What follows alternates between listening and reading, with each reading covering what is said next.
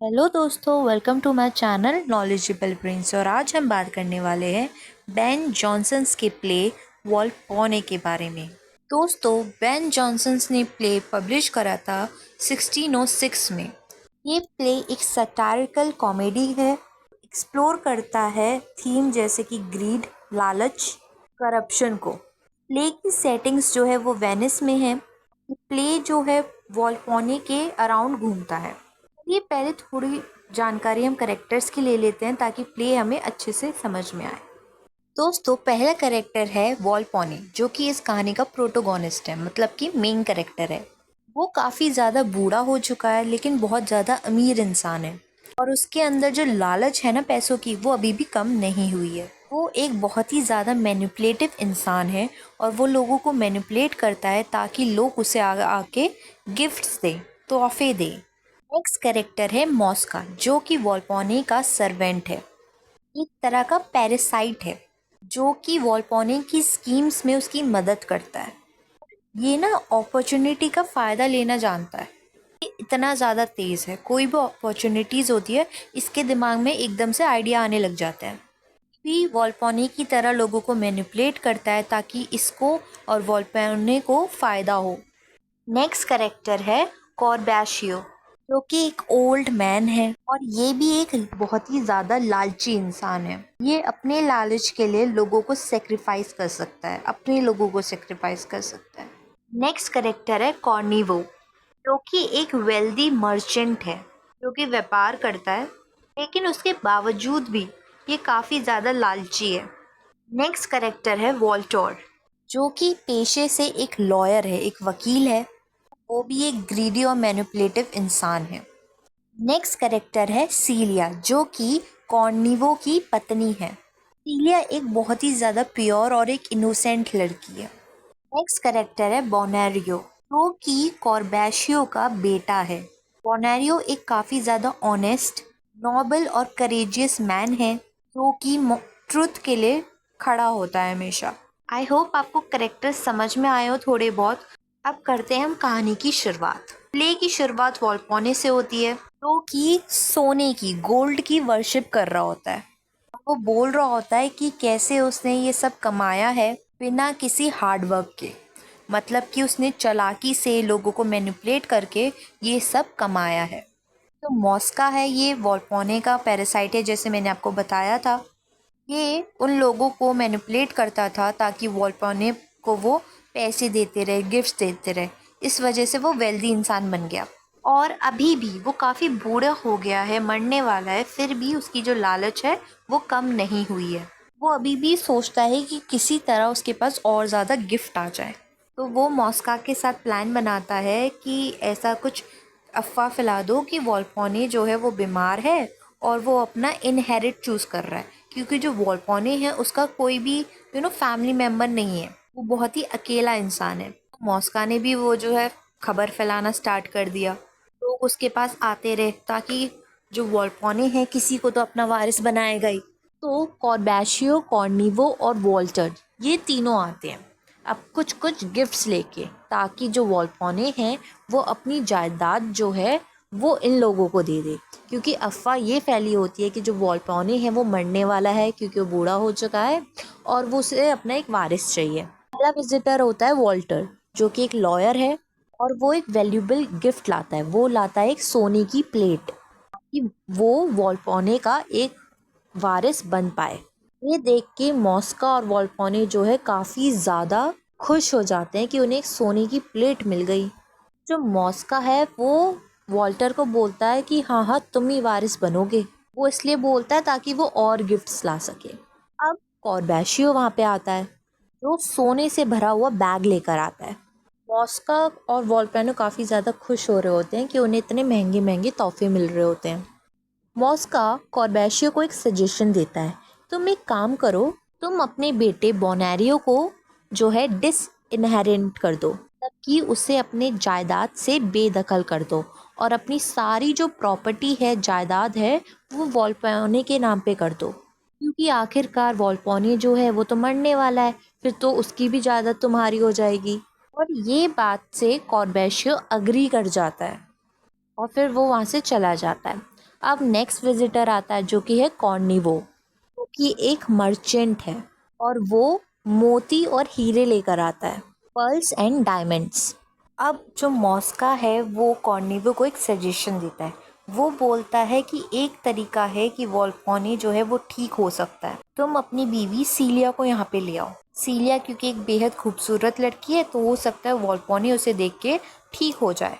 वैसे तो कॉर्निवो एक बहुत ही ज़्यादा पोसेसिव और जेलस इंसान है अपनी बीवी को लेकर, लेकिन वो लालच में आ जाता है और अपनी बीवी को लाने के लिए तैयार हो जाता है। अब दोस्तों ये मॉस्का उसकी बीवी को क्यों बुला रहा है? असल में बात ये थी कि जो वॉल्पोने है एक बार मार्केट जाता है डिस्गाइज में, ताकि वो अपनी फेक रेमेडीज जो है लोगों को बेच सके। वहीं पे जो सीलिया है वो विंडो से अपना एक हैंडकरचीफ गलती से गिरा देती है और वो जाके वॉल्पोने के पास आता है। वो सीलिया को देखता है और एकदम से वो अट्रैक्ट हो जाता है। ये बात उसने मॉस्का को बताई थी कि उसे सीलिया चाहिए, तो इस वजह से मॉस्का जो है कॉर्निवो को कन्विंस कर रहा होता है और वो कन्विंस कर भी लिया होता है उसने। अब कहानी आगे बढ़ती है। अब ये जो बोनेरियो है ना, ये गुस्से में वहां पर आता है मॉस्का के पास, तुमने मेरे फादर कॉर्बेशियो को भड़काया है। तो मॉस्का बोलता है कि हमने कुछ नहीं किया, तुम्हारे फादर ही तुम्हें कुछ देना नहीं चाहते। तो मॉस्का बोलता है एक काम करो, तुम अपने फादर को ही मार दो, वैसे भी फिर तुम्हारी सारी प्रॉपर्टी तुम्हारी हो जाएगी। और उसको वहां पे छुपा देता है कि अभी कॉर्बेशियो तो आने ही वाला है, तुम उसे मार देना।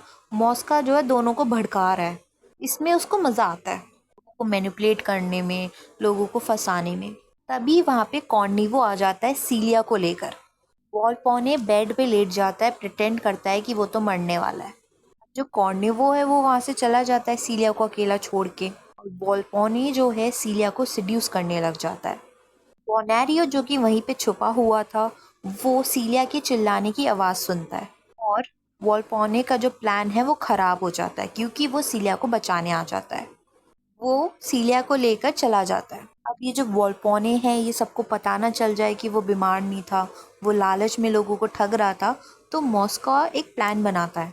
वो बोलता है कि बोनेरियो अपने फादर कॉर्बेशियो को मारने वहां पे आया था, और जो सीलिया है उसे ऐसे दिखाता है कि वो वॉल्पेनो को सेड्यूस कर रही थी। ये केस जो है कोर्ट में चला जाता है और कोर्ट बोलता है कि जो सीलिया है और बोनेरियो है उन्हें पनिशमेंट मिलेगी, सजा की। ये दोनों बेचारे क्यों फंस जाते हैं कि जो मॉस्का है वो वैसे भी मैनिपुलेटिव इंसान है, वो ऐसे झूठ बोलता है कि लोगों को पता ही नहीं चलता कि क्या सच है और क्या झूठ है। अब ये जो वॉल्पोने है इसे काफ़ी ज़्यादा मज़ा आ रहा होता है। ये जो कियोस इन्होंने क्रिएट करा होता है ना मॉस्का के साथ मिलकर, उससे उसे काफ़ी इंजॉयमेंट मिल रही होती है। तो वो सोचता है कि अब एक काम करता हूँ, अब मैं अपने मरने का नाटक रचता हूँ। देखना चाहता हूँ कि कैसे कॉर्बेशियो, कॉर्निवो और वॉल्टर मेरी वेल्थ के लिए लड़ते हैं। कि हर किसी को बोला गया होता है कि उन्हें जो है जायदाद मिलेगी, वो वारिस बनेंगे।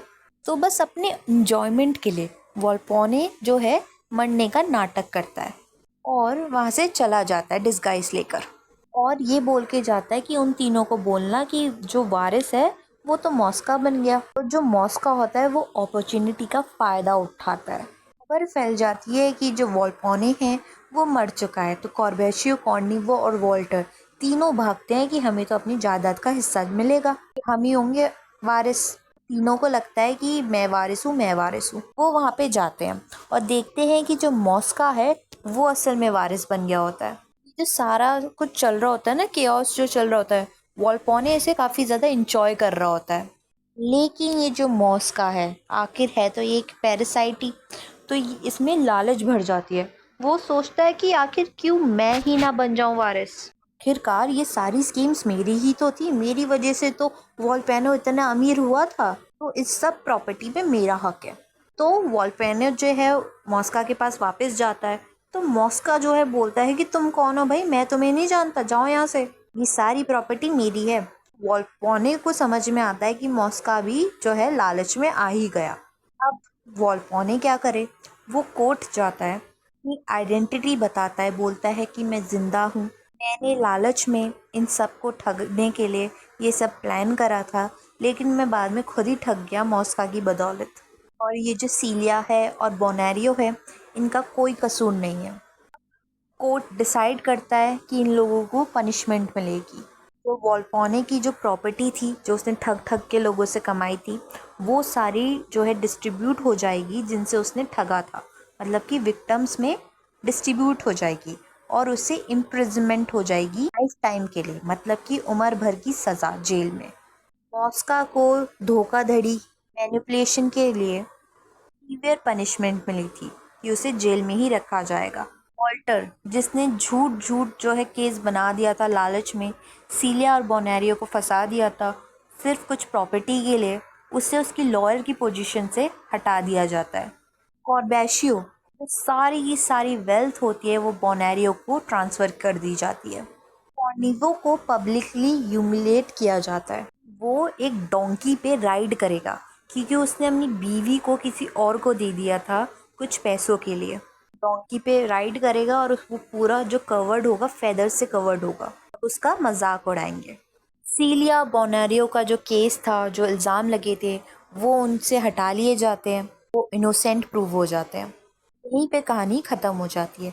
दोस्तों, वॉल्पोने का फॉक्स को बोला जाता है और मॉस का फ्लाई को बोला जाता है, कॉर्निवो क्रो को बोला जाता है, वॉल्टर वल्चर को बोला जाता है और कॉर्बेशियो रेवन बर्ड को बोला जाता है।